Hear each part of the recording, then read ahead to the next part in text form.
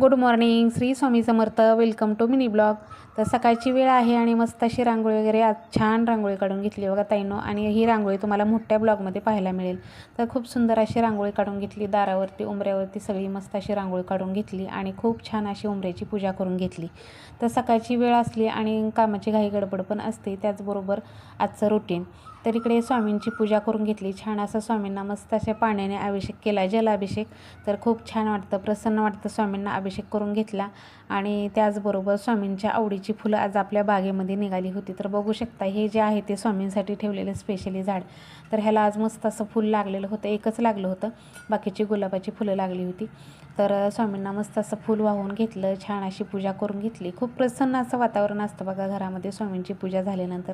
सकाळचा दिवस माझ्यासाठी इतका छान जातो ना, प्रसन्न असा दिवस जातो. कारण घरामध्ये सकाळी सकाळी धूप अगरबत्तीचा वास पसरलेला असतो, धूप दीप झालेली असते, त्यानंतर अशी छान स्वामींची पूजा झालेली असते. त्यामुळे का बरं दिवस आपला प्रसन्न जाणार नाही, तर जाणारच नक्कीच. प्रत्येक स्वामी भक्तांचा दिवस प्रसन्न जातच असतो. तर बघा, मीही स्वामींची आणि आईसाहेबांची खूप निस्सीम भक्त आहे आणि आईसाहेबांची, माझ्या स्वामी समर्थ महाराजांची जशी मी मोडकी तोडकी सेवा करते तेच मी तुमच्याशी नेहमी शेअर करत असते, तुम्हाला दाखवत असते.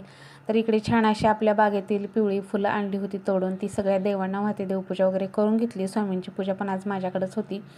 त्यानंतर स्वामींची पूजा, आपल्या देवघरातल्या देवांची पूजा करून घेतली. खूप छान असं धूप दीप घरामध्ये झाल्यानंतर खूप छान वाटतं.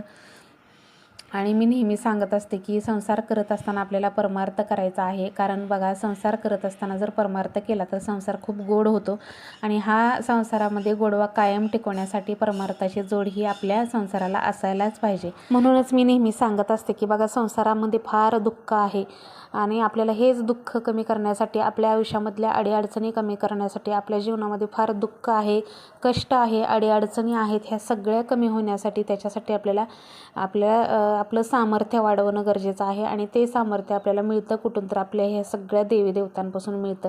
तुम्हाला सांगते, माझ्या आयुष्यामध्ये स्वामी तर खूप वर्षांपासून आहेत, पण आई जगदंबासुद्धा माझ्या आयुष्यामध्ये आल्यापासून एवढी माझी सुखाचे दिवस आले आणि भरभराटी झाली. खरंच संसारामध्ये सगळे दुःख अडीअडचणी सगळ्या नष्ट केल्या आईसाहेबांनी आणि खरंच सुखाचे दिवस दिले माझ्या आईसाहेबांनी. मी एकच मागणं आईसाहेबांना मागत असते की आईसाहेब, मला माझ्या कष्टाचं मिळू द्या, मला माझ्या कष्टामध्ये भरपूर यश द्या.